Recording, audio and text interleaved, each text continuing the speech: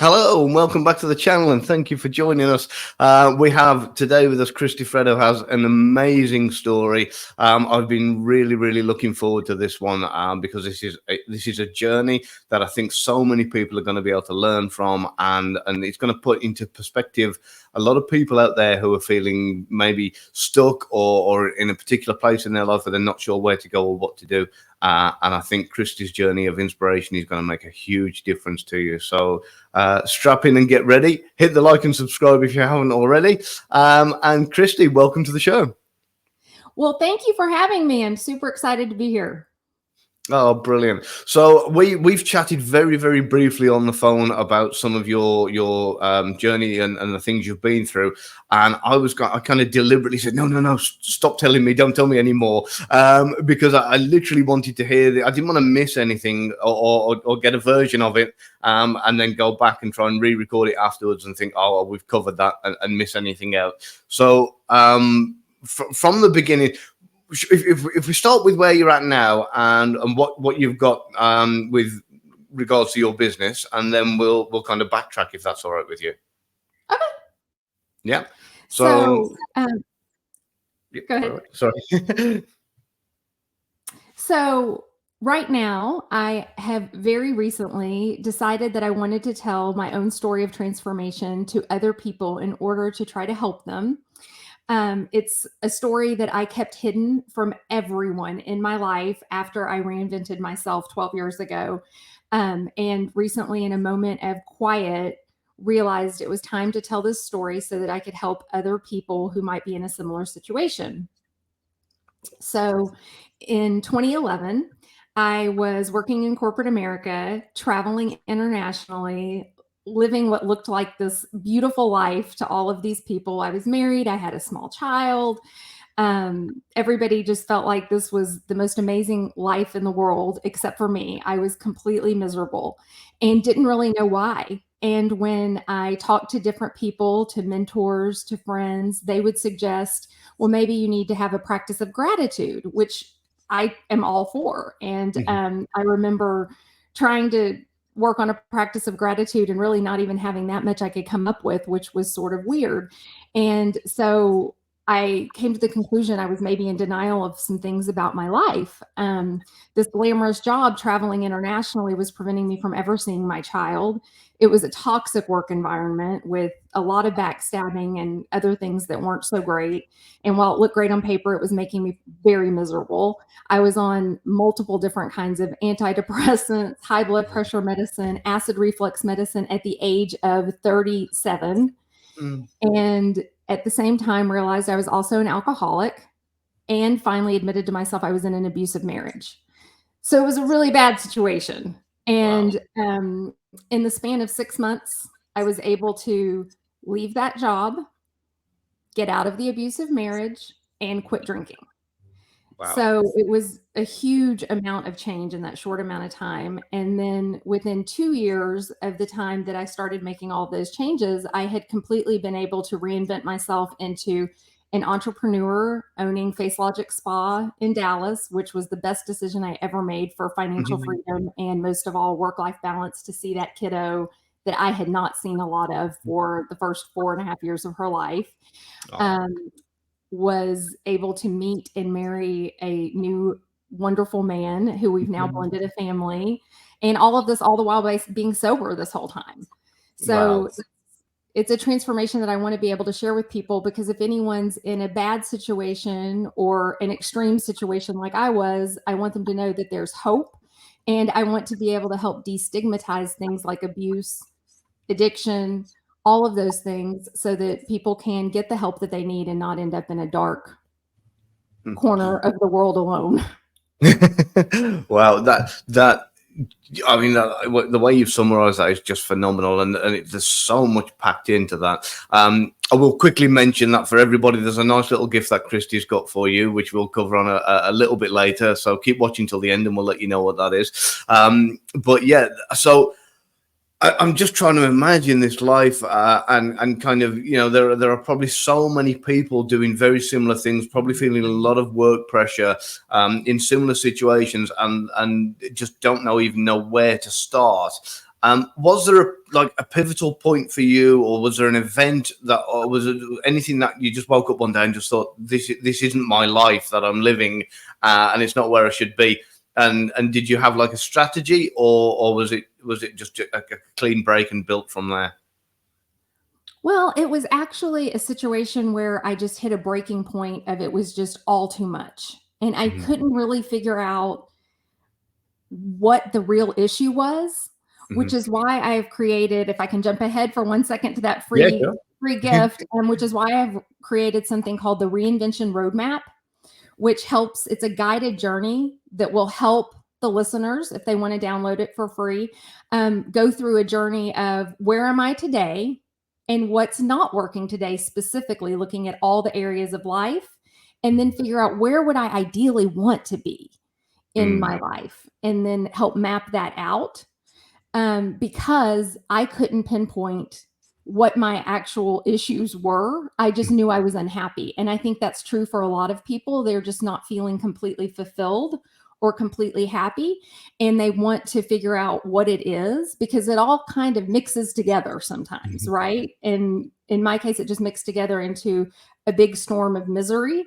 And this will sound crazy, but one night in the middle of the night, and I had not been somebody who had been going to church or talking to God a lot or anything, but in the middle of the night, I sat bolt right up in the middle of my bed and screamed out, "God help me." Oh, wow. And after that, it was this realization that, like, I have really hit rock bottom and I've got to figure out what's going on. So there wasn't really a strategy. It was more of I was lost in what the things were. And the first most immediate thing was I knew that my job was really making me miserable. And so I started with that, and I figured out a way to have some savings and get out of that quickly so that I could live for at least a year and figure out what I was going to do next, because I really did not have a plan. And that's okay, I think, not to have a plan. Yeah. That can come later. You just have to make those changes. And then once I did that, the next thing was I realized, well, I can't live with this abusive person. I literally had a wake-up call where I was sleeping one night in the middle of the night and was awoken by the full weight of my husband on top of me, hitting me. Wow. And telling me he was going to kill me with my daughter in the next room. And I thought, I can't do this anymore. She's not safe. And I was reaching for the nightstand for my phone, and he said, "What are you going to do? You're going to call the police? Is that the kind of mom you are? Is that what you're going to do? Have your child see her dad hauled away?" And I thought, if she comes in here right now, I don't know what will happen, and I don't know that I can protect her. And the next day, I got out. Wow. So it was physical and mental abuse then, really, because of the kind of, the emotional blackmail attached to that as well. Absolutely. So it all just kind of started to fall in place. Like one change, the movement toward a new life, even not even knowing what that life is, the movement is what matters. Yeah. And so, I mean, there's so much to kind of. I'm loving this, because I even myself have been in situations that not exactly the same as yours, but even things with like going to alcohol, for example. I used to drink pretty heavily. I was actually a nightmare. I used to drink like the Russian vodka, and I had it neat. I got to the point where I was freezing the actual stones, and I was freezing stones to drink it from. Instead of ice, so it didn't water the vodka down. And I had it the old fashioned. Yeah. So and I got heavily into it. I was drinking like a liter a night of vodka on some nights. Not every night, but some nights a full liter bottle. And I tried on several occasions to cut it down. And then I'd say, right, I'm just going to drink of a weekend, and then my weekends would start to get longer, or I'd find an excuse in the week. I'd say, I've had a bad day, why not? It's a one-off. And in the end, I thought to myself, this is too much, because every time I cut this down, it just comes straight back up again. And I said, right, that's enough. Now it's a total stop. And I just over 2 years now, and I haven't touched a drop since. So congratulations.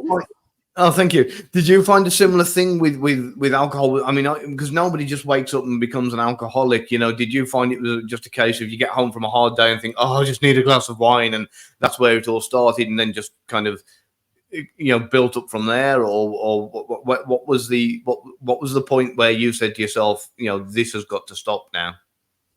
Well, it's funny because my story is pretty similar to yours, where I realized I was drinking too much and tried to make those same deals with myself that you're talking about, like, just the weekends, just on holidays, and then at one point I had decided, okay, I'll just drink 1 bottle of wine a night instead of 2.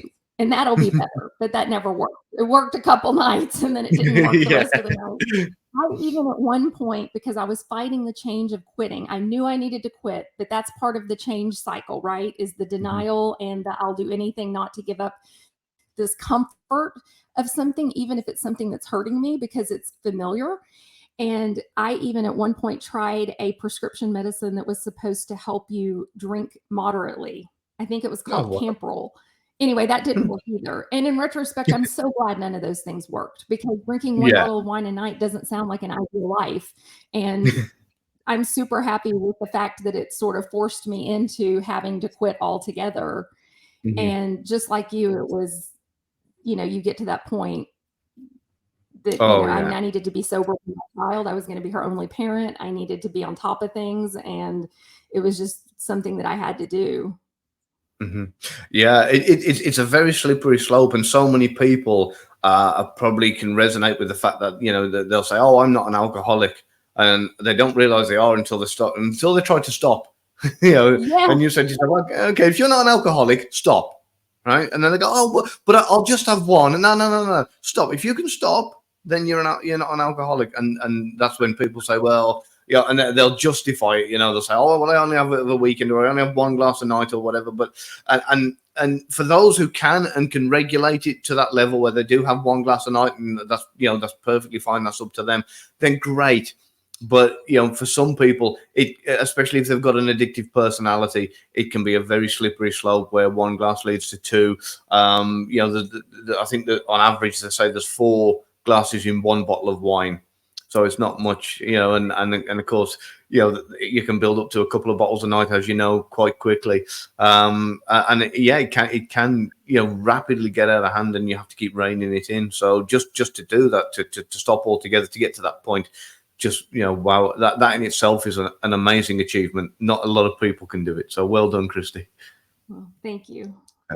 And then the other one, which for me, I mean, I know a few people who are going through even as we speak, very, very similar things with regards to an abusive relationship. It's so much more common than people think. It really, really is. So, for anybody who's watching and they're out there and think, you're the only one going through this, or not many people go through this, you'd be extremely surprised how many people have either been in or are in an abusive relationship. There's absolutely no need for it at all. And I know, like what you were saying, Christy, that familiarity kind of gives that comfort, because people are like, "Oh, better the devil I know than the devil I don't," or and they'll justify so many things to themselves to stay in a relationship because it's what they're used to rather than where they should be. So I mean, I know you said that pivotal point for you was that one night, where you woke up and he was on top of you. But why do you think it is that we as humans spend so long in denial with things that are, I mean, I know from a psychological point of view, but why do you think like we do this? We know it's so bad for us, yet we carry on down that road for so long. Well, I think that in the case of abuse, there are several things. There's the comfort and the familiarity that you mentioned, the devil that we know, but also in that particular case, and with addiction, there's the fear of what people will think, the stigma. So, if you're an alcoholic, some people might think you're weak. They might think that you have no self-control, that you have no way of stopping. You just are a weak person. With abuse, they might think that you're a victim. They might think that you're, a sad, weak person. And I didn't want people to look at me that way. I was a powerful executive with an international job. I certainly didn't want anyone to figure out that was what was going on at home, right? I didn't go with my persona, nor did an addiction. And at that point, I couldn't have left corporate America for a month to go seek treatment without everybody knowing what was going on. And that would have never been an option. So if I had not happened to have left my job, I could have never gotten to the point that I could have gotten the help that I got in a 2-month outpatient treatment, because I would have been too scared about what people would have thought and what it would have done to my career, which is one of the reasons I'm telling my story, because if we all tell our stories, that stigma will go away eventually and people can get help. Yeah. I mean, you know, I know obviously it's not a one size fits all, but for the majority of people out there who are kind of maybe watching now will come across this video and say, but my circumstances are different, or, what should what would you recommend for the majority of people who are in that abusive relationship who are struggling to get out? What would be, I mean, I know you've got your map that we're going to come to again in a minute, because I really love the idea of this. But do you think confiding in other people is a good step and a good start? Do you think that, just keeping it to yourself and coming up with a plan, or do you think being open and honest with the likes of your employers and family? What would you recommend to the do's and don'ts here? Well, I would definitely recommend that they call a hotline of professional help to get advice specific to their situation, because it can be very scary to leave. You can be threatened. In my case, my ex-husband would threaten to take full custody of my child. He was going to tell them I was an alcoholic. He was going to tell, the judge, all of these things, and he was going to get custody of my child, which is terrifying if you're a parent, to think that the abuser is going to end up with your child without you there to try to help, for example. In a lot of cases, they tell you they will kill you. So that's terrifying, right? So you need to be able to hook into the right network in your area where you can get a safe place to go. There are a lot of shelters and a lot of places that you can go, because you need to have that kind of support. You know what I mean? Like to be safe. So I would certainly suggest starting there if someone's trying to get out, but you have to tell some people what's going on so that you can get that support. Because if you just sit alone with that knowledge, which is what I did for years, and it's hard to tell people because you feel ashamed, even though you shouldn't feel ashamed, but you really do have to start reaching out to a trusted person and start making a plan, talk to professionals, take advantage of those resources. Oh, yeah. I know so many people can be embarrassed and ashamed when it comes to this kind of thing. I can fully relate to that. There's things in my lifetime that I've been embarrassed and ashamed of. And what I've found, and I've found so many people have had exactly the same thing. Once you find that one person to share it with for the first time, it lightens the load immensely, but it also makes it a lot easier to then tell the next person and the next person. And the more people you tell, the easier it becomes to live with. And have you found a similar kind of thing? The more times you tell the story, the kind of the lighter the load seems. Absolutely. And when you tell someone, a trusted confidant, it will make it real. And then you can't allow yourself to be in denial anymore once you've told someone what's really going on, even if it's just one person, which allows you to face what's going on so that you can start to make a plan.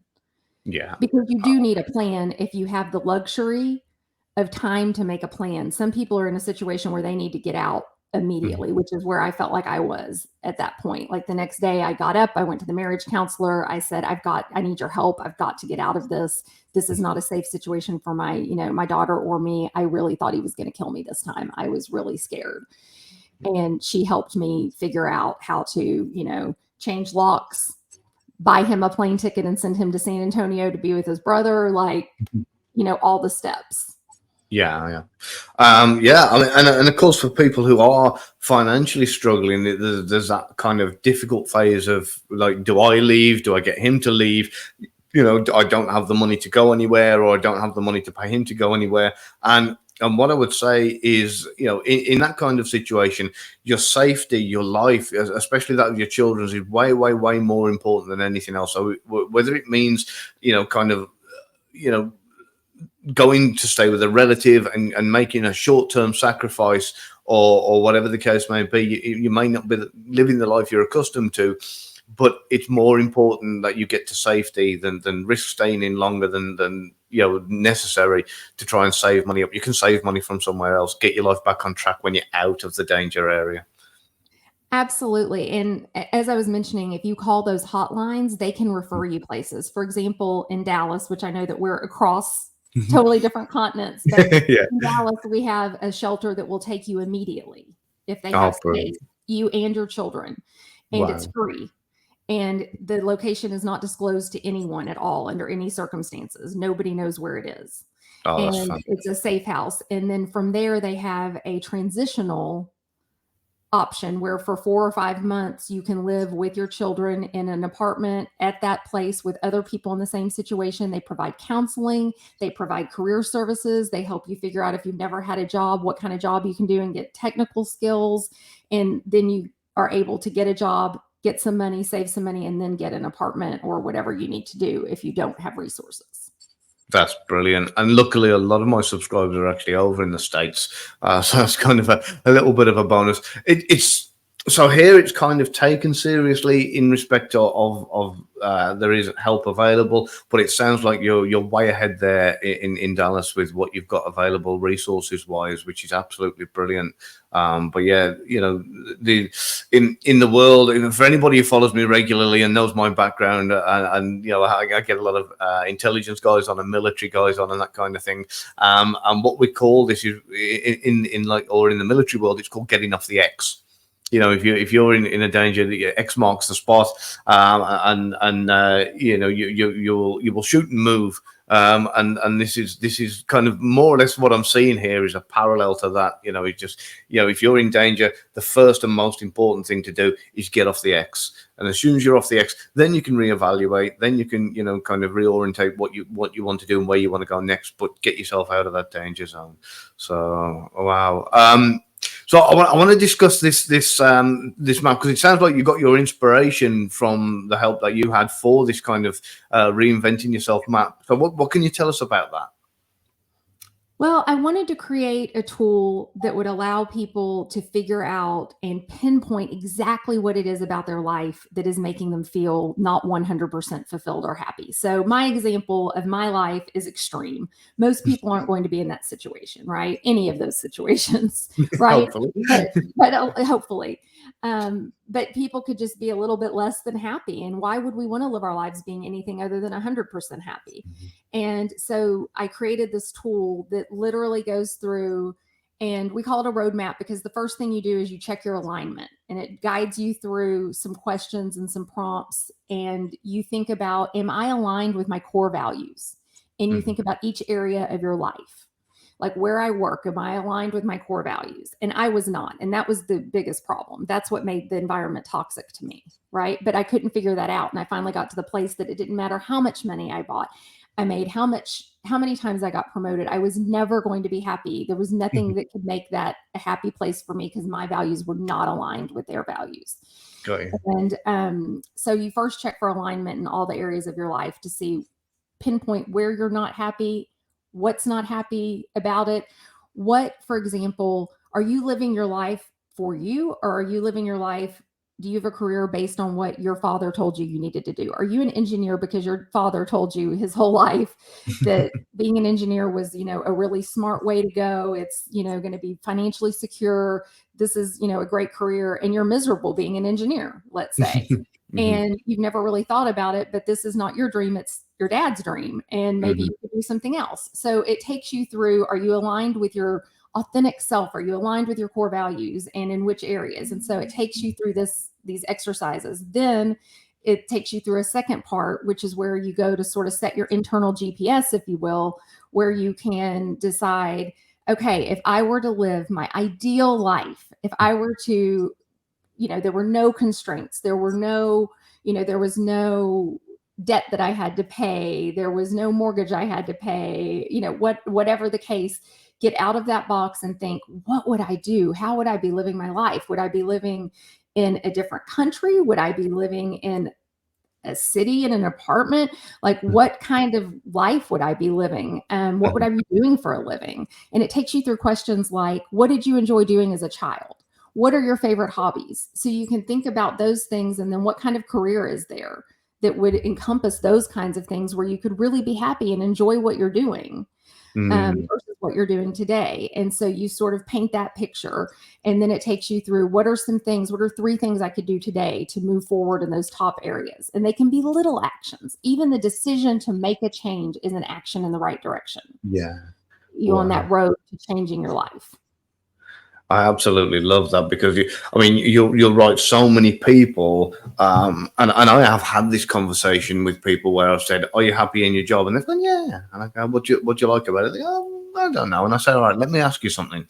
If every job in the world all paid exactly the same wage, let's just say it was $4,000 a month. That was what the pay was for every single job in the world, no matter what job you had." I said, "Would you still be doing the same job?" They go, "No." And I say, so you don't love the job, you love the money. And there's a big difference, because we've already established that if every job in the world paid exactly the same wage, that is not the job you'd be doing. I said, so if every job in the world did pay exactly the same wage, no matter whether what you were doing, what would you do then? And they go, I don't know. And then they'll stop to think about it. And usually they'll come up with something completely different to what they're doing. And I go, well, that's the job you should be doing. That's a wonderful way to look at it. I may borrow that and put that in the roadmap. You may see that. By all means, yeah, definitely. I'm a nightmare for this kind of thing, because I look at things from different angles to most people, because like you say, too many people kind of, they get into like a habit of life. Like you said about doing what your dad wanted you to do. They've heard the kind of life is moving along, and they've kind of jumped on, and maybe it's not where they want to be going, but it's just they're going with the tide, and kind of just moving in the direction of like, this is what I'm doing now. Is it what I want to do forever? I don't know, but this is what's happening. And they kind of just go with it. And it's usually sometimes 10, 20 years down the line, like, actually, I should have been way back there, should have been going in a completely different direction. This isn't what I want to do. And it takes a lot for people to stop and question that and realize, and again, it never get to the point of thinking it's too late, no matter how old you are, what your age, whether you're married, whether you're single, whatever country you're living in. Never get to that point where you go, oh, I've missed that opportunity now. You haven't. There's always a chance to reset, go back and do whatever you want, because I've said to many people, never worry about time. Time will pass anyway. Right. And I totally agree. And if you, just because you've been doing something for the last 20 or 30 years, even if you don't like it, why would you continue to do it? If you have the realization, it's never too late. Oh yeah. Again, one of my quotes that I've said so many times is, don't cling on to a mistake just because you've spent a long time making it. Absolutely. And the same down. Yeah, the same applies with relationships as well. If you've been with somebody, for 10 years, 20 years, 40 years, it really doesn't matter if they're not the right person for you. Just because the amount of time you spent with them doesn't mean anything, and it'll just get back to that familiarity bias that people suffer from, where they get comfortable because it's what they know rather than what they want. So and I'm gonna move forward a little bit too, because you practice meditation as well, don't you? Yes. Yeah. Yes. So was that something that you've done all your life, or was that something that you've done after you've kind of made the break, as it were, changed things around, and then kind of come into this and gone, actually, I this is really great. What was it that inspired you to get into meditation, and when did you start doing it? So I stumbled upon meditation during my divorce and my whole big mess of not knowing what I was going to do. So I sort of broke down my life, and then rebuilt it. Right. But I didn't know what it was going to look like. And during that time when my ex-husband was threatening me with taking my child, I was extremely stressed about it.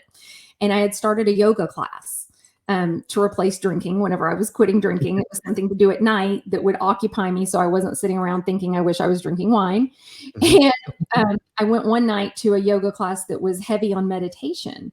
And I realized during that time, because they were like, release what is stressing you out, and using the breath to do that. And I was able to really release the stress and the worry, and realized through meditation, realized that there was nothing I could do with his threats. And if he was going to do that, he was going to do it. And me worrying about it wasn't going to help or change it. And meditation was able to really center me. I think it helped keep me sober. So I started a little bit of a meditation practice out of that. And then recently discovered guided meditation, which that's my kind of meditation. Like, it's an amazing thing for me. And you can find meditations online on anything that you want to improve. So anxiety, sleep, manifesting. My favorite thing is meditation that's focused on manifesting. Wow. When you combine those two things, it becomes an amazingly powerful tool. Oh, yeah, definitely. I want to backtrack a little bit here, because I know because I grew up in a very unusual environment where my parents, especially my dad, everything was black and white, and there was no what he would refer to as tree hugging stuff. So my kind of my upbringing was very much kind of, everything was tangible, everything was physical, everything was black and white, and as a result, I was a very logical person within my thoughts, but at the same time looked on anything that was kind of, oh, that's hippy dippy stuff. And then later on in life, I started to discover different things, look into meditation, look into all the different kinds of other areas and alternatives. And I remember everybody saying to me, "Oh, you should do meditation." Okay. So I'd get on and I'd look, get a video on YouTube or something, and it'd say, "Right, we're going to get you to meditate. Sit down, meditate." I go, "Okay, but you're telling me what to do, but not how to do it." What? And so a lot of these videos, because it's great that you mentioned guided meditation, they label themselves as guided meditation, and they'd say, "Yeah, we'll instruct you on how to do it and what to do." They wouldn't actually do what they said on the tin. And it'd be a bit like me putting myself as a driving instructor, saying, getting a student in the car who's never sat in the driver's seat before and saying, "Right, drive." And they go, "What?" They go, "Yeah, I'm a driving instructor, so you're in the car, drive." And they've never turned a key or pressed a pedal before. So what I found is trying to get somebody to take you from knowing absolutely zero about meditation to learning the basics was impossible. So what I'd like to do just for a second, for anybody who doesn't know, I want to backtrack. For anybody who's never heard the word meditation before, what would you say it is? How would you describe it? Well, there are several kinds of meditation, right? You have the Zen meditation, which is probably more of what you're talking about, where you sit, crisscross, and you put your hands in your lap, and you're supposed to clear your mind and acknowledge thoughts and release them. And some people have great success with that. I am not good at that, personally. One of the other types of meditation is you can meditate after like a yoga class during Shavasana, which I think works really well, because you've released all the toxins in your body and you have just done a workout and you're just in a different place. And then you lay down in what they call the corpse pose, and you're able to meditate for the last 5 or 10 minutes of class. And so it's just like a relaxed state of mind, would you say? Is it? It's a relaxed state of mind, and you just sort of acknowledge your thoughts and let them go. And it will make you feel almost like you've had a nap afterward. Afterward you're refreshed, as if you just took a nap. And you've cleared your mind. And any kind of meditation, even if it's just for a few minutes, even if you try it and you can't completely clear your mind and you keep having thoughts and you just acknowledge and release them, will have benefits. Yeah. You don't feel like you succeeded. Yep. Oh yeah, believe it or not, CIA is actually big on meditation, which is really, really surprising. You would think it's all like kind of gunshots and espionage, but they do actually push meditation a lot for their kind of recruits, and they teach people to get heavily into it. And it's because it's a brilliant way of kind of resetting, refocusing, and starting afresh from the beginning of the day. So there's a few different techniques that you can use, and different ones that I've heard over the years. And I'll share one of the first ones I ever tried, and that was to visualize yourself sitting in the middle of your own head. And every time a thought come in, you'd have to push that thought away. and you'd be in the middle of your own head, which would be like a big massive empty dark room, or whatever however you wanted to visualize it. And if a thought come in, you would literally physically bat it away, or the visualization of yourself or representation of yourself in your head would bat it away. And that's how it would work. You just keep doing that. A thought would come in, because we can't help it. These thoughts will creep in, and you would bat them away, and eventually you get the hang of kind of just keeping that space clear. That was one that was okay, and then I found another one which was a little bit better, and that was just to sit down, to close your eyes, and the way it's taught is to do that, but in a lot of the movies. But in actual fact, it's apparently better to do that and complete a connection. Don't ask me why or how, but that was just what I learned. And what you'll do, you'll sit down, you'll make that kind of pose, you'll relax, whether you're lying down, sitting down, you'll close your eyes, and you'll just in your head, you'll replay the word whisper, whisper, whisper. And then what you'll do, as you continue, you'll leave the gaps between each one a little bit longer. Whisper, whisper. That's very cool. Whisper. And each time you do it, it'll get a little bit quieter and a little bit quieter, and the gap will get bigger, the distance will get further, and eventually it's the gaps between that is where you're in that state of meditation, and you're waiting for that next whisper that's getting quieter and further away, and eventually you can space them out so much so that you're spending more time meditating than thinking the word, and you will get to the point where you'll get used to being in that state where there's no thoughts, there's no, it's completely neutral, and you won't need to use that word to guide you to get you there. So, but that's just a great way to kind of get you started off. So, and that's just me, what's worked for me personally to help me go from somebody who was like, ooh, tree huggers, to somebody who goes, all right, now I'm going to learn how to do this. So if I can do it, then anybody can. So, those are what worked for me. Well, that's great to share that, because I've never met two people who meditate the same way. Mm-hmm. Everyone has to find what works for them. And even in my ebook, I have a whole chapter on meditation because I think it's so important. And I start that chapter with, I know that most of you are tempted to skip this chapter. And I would have been too 15 years ago, because I had tried meditation and it was hard and it didn't work for me. But I promise there's a meditation that will work for you, and it will be so worthwhile if you can figure it out. Now you've said that, I'm sure I've read your book. I'm sure I bought it a while ago, because I'm sure I remember reading that. But we will put a link to your book down in the show notes as well. Now, is it ebook only, or is it paperback as well? Just ebook. Just ebook. Okay, so yeah, we'll put a link down in the show notes for that, for anybody who wants to check that out. I'm pretty sure I've read that, but yeah, it's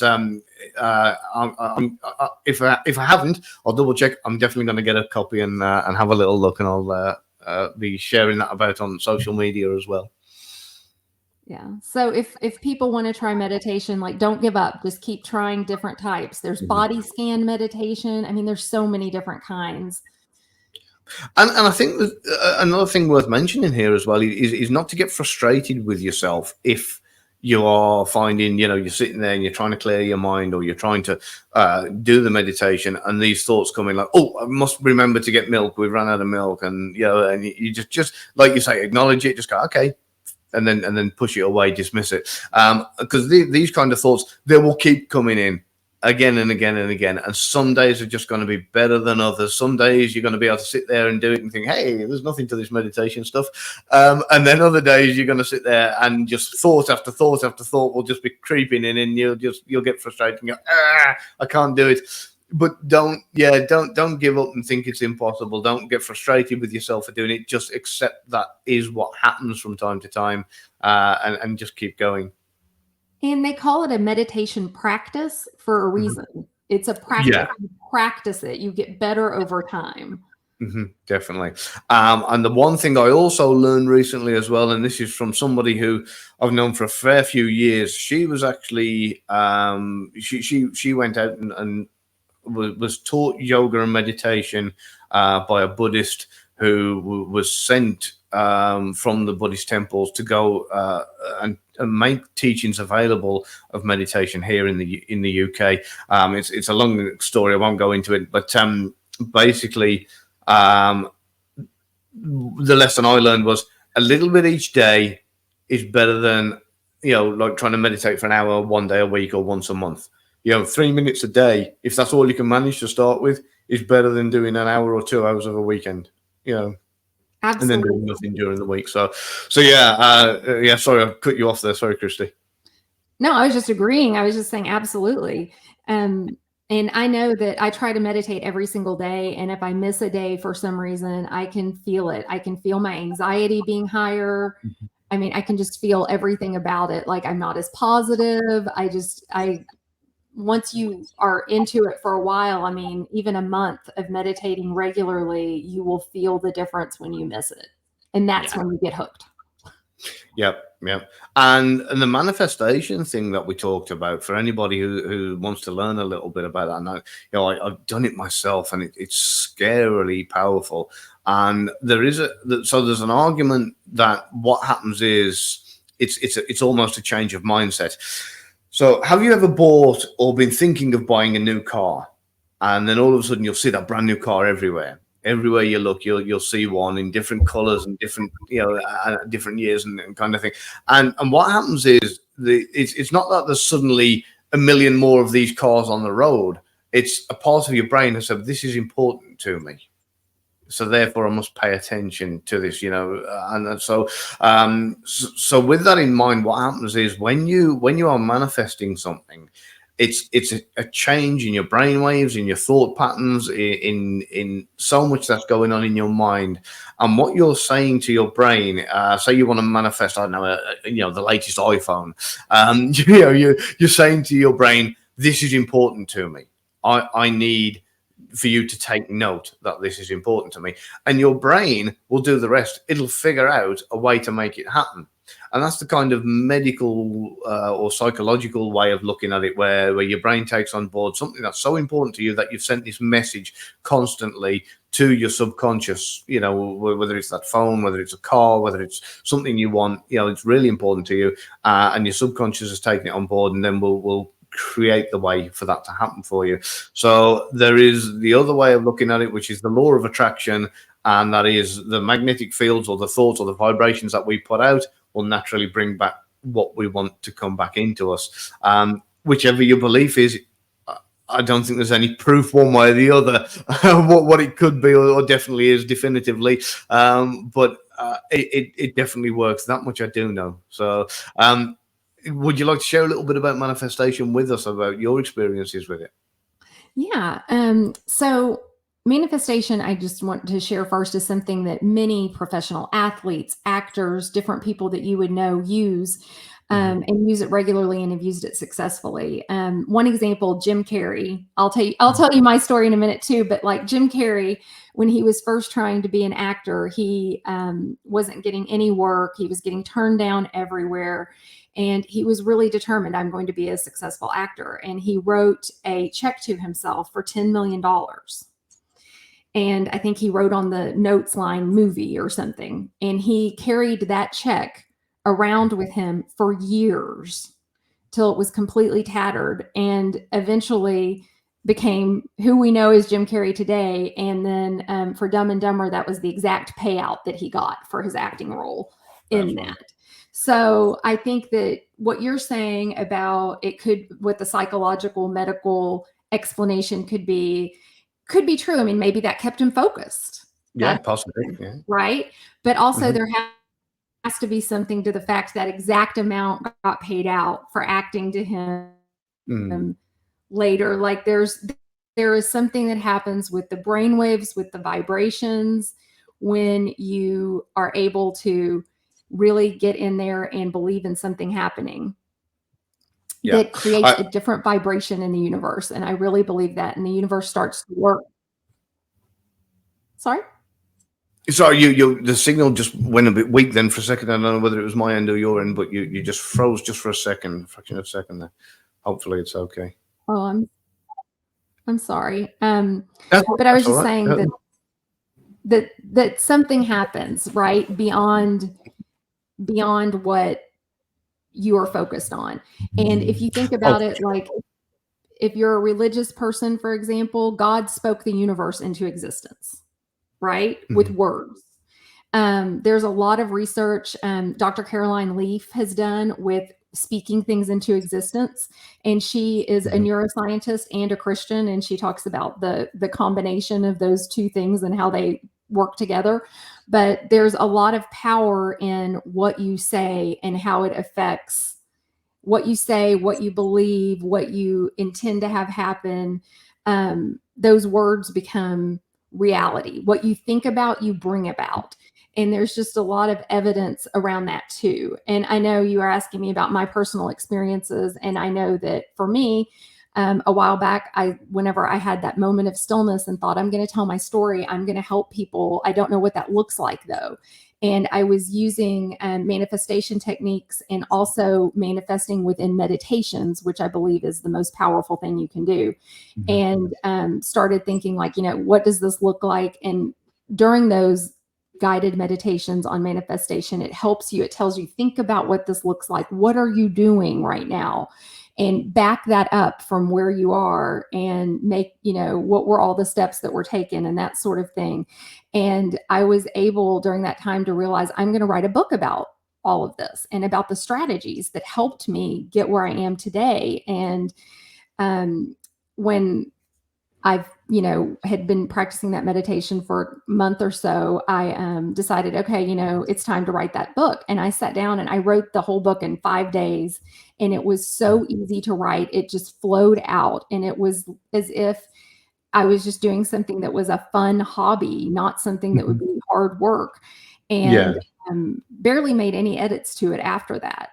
And I do believe that's part of seeing myself in the manifestation at the computer writing and telling the story and seeing myself on podcasts telling the story and being able to coach clients and help clients. And all of that just came to fruition so fast. And I had been talking for years about doing some kind of coaching business and never did anything with it. I even bought an LLC for it about 2 or 3 years ago.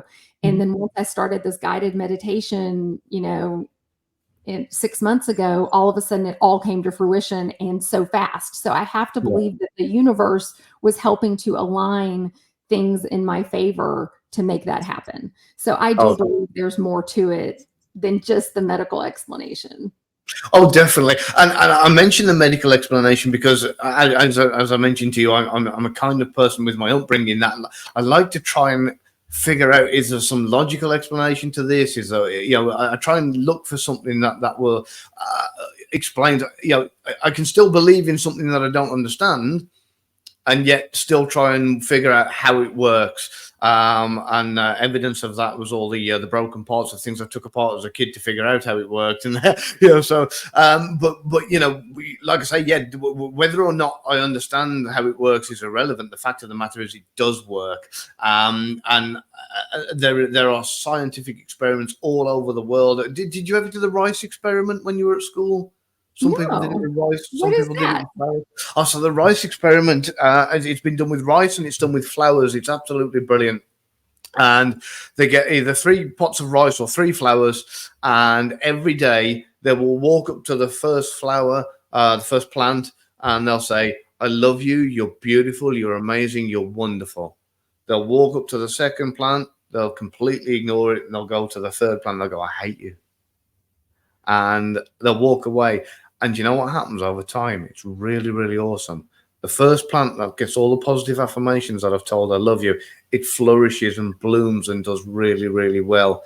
The second plant barely survives, and the third plant is almost rotten.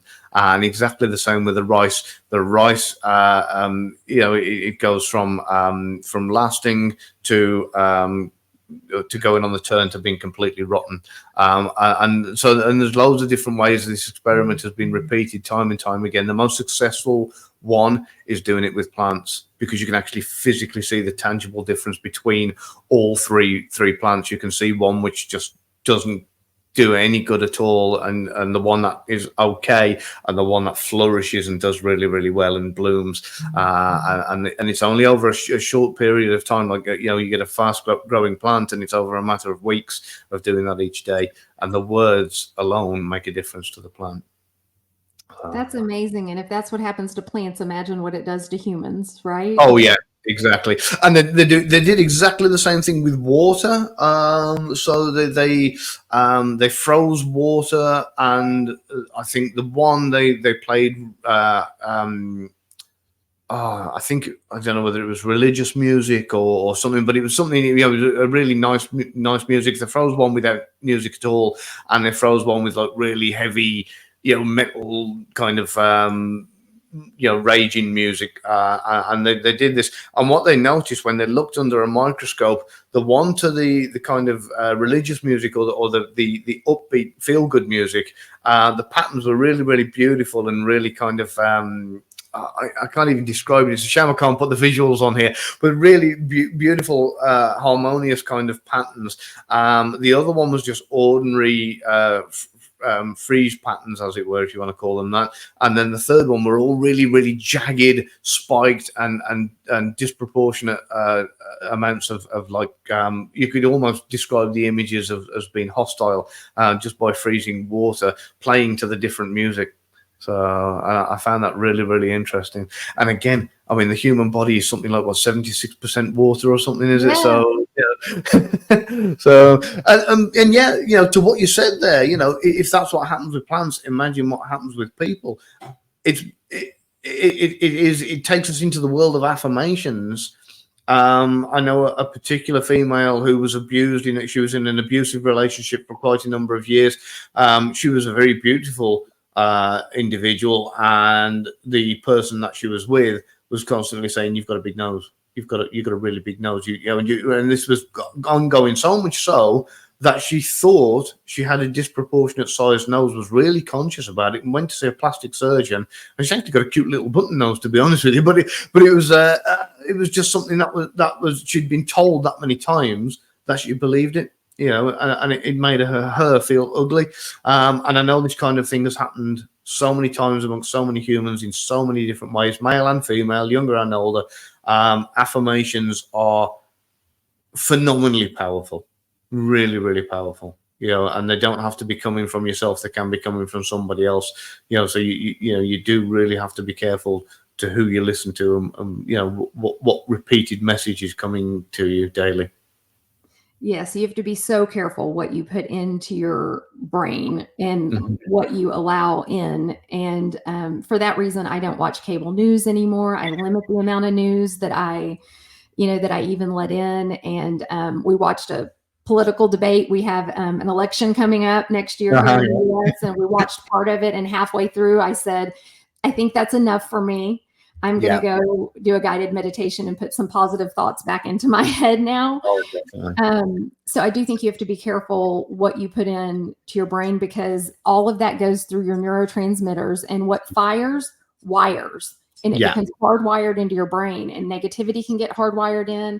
And, that's why mindset is just so important. And what you were saying about the person who had been abused, and then the affirmations would be such a great tool to help her. After my divorce, I had a poster with black magic marker that I had on my bathroom mirror, so that every day when I brushed my teeth and got ready, I would see it. And it said really basic things, as sad as that is now looking back, but it was like, you are a good person. Because I had been told by him so many times that I was a horrible human being. And, you are safe, and whatever. And I would repeat, every day, I am safe. I am a good person. And, now those have evolved to, I am brave, because I'm getting out there with a story or whatnot. And I even have my yoga mat has my affirmations on it. So when I'm doing yoga and I'm practicing yoga and I'm in poses upside down, I can literally read, I am brave, I am generous, I am happy, I am kind. So I do think that constantly keeping affirmations in front of you can completely change your outlook, your mindset, and your life. Yeah, without doubt. And again, for anybody who wants a little tip here, and this is really, really great, because there are people who've used the post-it note method who have put like kind of, you are wonderful on a post-it note and they stick it beside their bed. And for the first 2 or 3 days, you'll see it. But what happens is eventually you will get what they call in psychology, they call it environmental blindness. And what will happen is you will get that used to it being there that you no longer see it. So what you want to try and do, get yourself either a post-it note that you stick maybe on a jar, or get yourself an ornament or a freestand or a tent sign or whatever the case may be. And every day, when you if you come downstairs and you've left it in the kitchen on the work surface, brilliant. Now go and move it and put it on your laptop. And then what will happen is you'll then you'll have your morning coffee, you'll have your breakfast, whatever, and then you go to your laptop and you'll see it again. You've got no choice, you've got to see it. So again, go and move it and put it on your pillow, and then come back downstairs and kind of do your work on your laptop. And what will happen is this, and make a point, this is really, really important. Don't just move it, make a point of reading it each and every time you do move it. And what you're doing is, you, rather than having that environmental blindness of looking past it every time you come into a room because it's in exactly the same spot, you have to see it because it's in somewhere that is going. It must disrupt whatever you're doing. So whether it's on your laptop and you can't open your laptop until you've moved it, whether it's on your pillow and you can't get into bed until you've moved it, that disruption will make you read it each and every time. It'll make a point of making you see it each and every time. And it really is more valuable than something that sits in the background and eventually you just become oblivious to it. So, like I say, whichever method works for you, whether it's an ornament you have made, whether it's a tent, whether it's a post-it note on a book, whatever, just put it somewhere that's going to really, really kind of, put it on the lid of the toilet seat or put it on the bathroom mirror, whatever you need to do. So that each time you come across it, you read it and you go, it's that again. And that disruption will reinforce it 100 times faster than if it's just something that's permanently stuck in the same place. I have never heard that. That is so smart, because it's true. Like you start to just sort of ignore it after a certain amount of time. That's very true. Yeah, it just becomes background, unfortunately. And I mean, looking at the picture behind you, you say, live your best life. Yes. I mean, that's a perfect example that once it's been there for months and months and months, eventually you'll just get so used to it being there that it doesn't catch your attention anymore.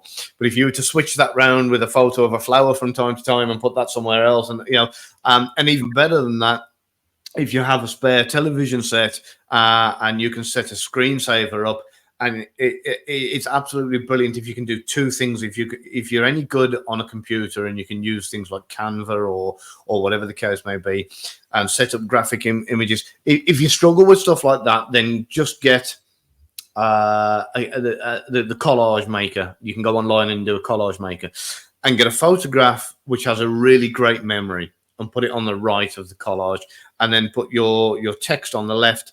And all that text has got to say is like, so say, you are beautiful, whatever affirmation you want to put with it. And what will happen is you will have that affirmation on the one side, and you will have the emotionally tied picture on the other side, which will help it commit to your long-term memory. You will equate the two together, the affirmation and the emotion, and that really, really goes deep. It's really brilliant.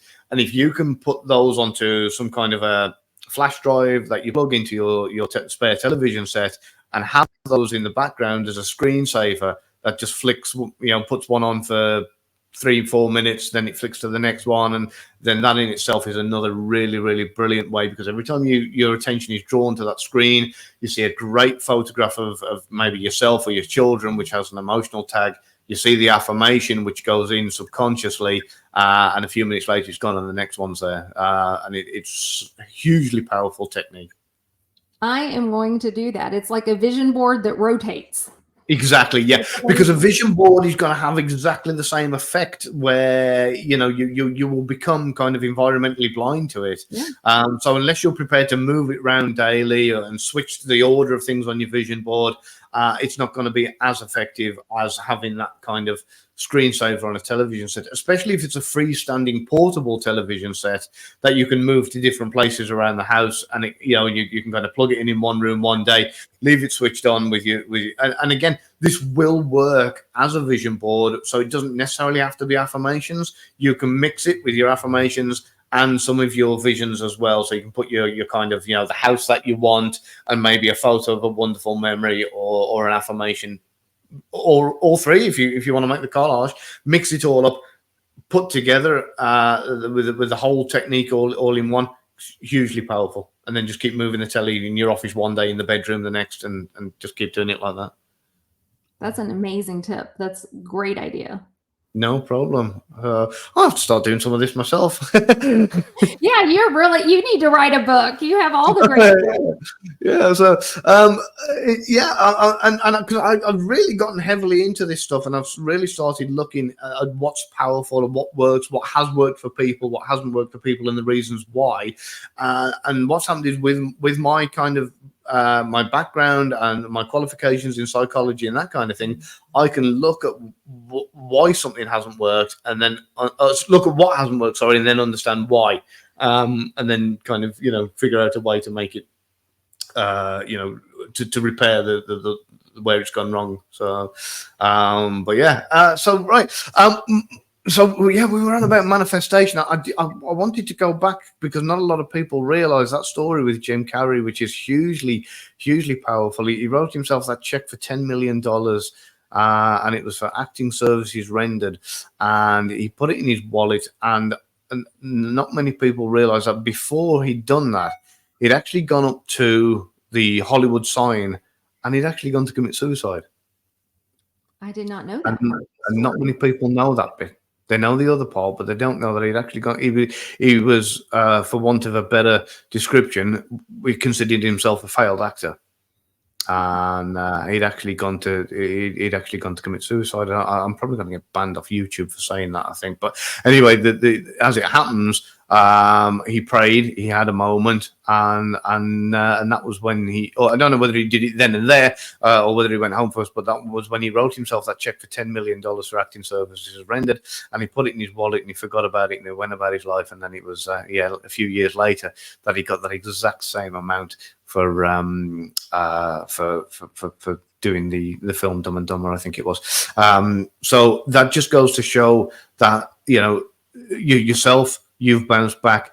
Even me and other people and so many other people that I know have hit rock bottom, including Jim Carrey and so many others who, they're looked upon as being successful. And a lot of people, I can tell you, a hell of a lot of people, actors, singers, famous people and powerful people, a lot of them have hit rock bottom. And usually when they come back stronger, a hell of a lot stronger, and a lot happier as well. And a lot happier. There's really nothing wrong with hitting rock bottom. It's part of the process. It's a good thing, really. Like, I'm thankful for having hit rock bottom so that I could live the life that I live today and be happy and fulfilled. Definitely. And the beauty of it is, so if anybody's watching this and it is easy to feel low, it is easy to get into a rut, but the beauty of hitting rock bottom is there's only one way after that. You can only go up. That's it. So I've just realized we've just marginally gone over the hour. So I want to thank you for joining us. What's your book called? What's the title of the book? Create Your Best Life. Create Your Best Life. So I will get the link for that down in the description as well. But where can people find, where's the best place for people to find you, Christy? bestlifemindset.com. Brilliant. And we're on Instagram and Facebook under Best Life Mindset. Fantastic. Brilliant. And I'm sure people have loved this and will want to see you come back. Would you be willing to come back and do another one? Absolutely. This has been so fun. I've learned so much from you. I'm going to be borrowing some of that possibly. By all means, you feel free to pick my brains anytime. So, okay. Well, that's it. Thank you, everybody. Like I say, if you haven't already, please hit like and subscribe, and we'll see you at the next one. Thank you so much. Thank you.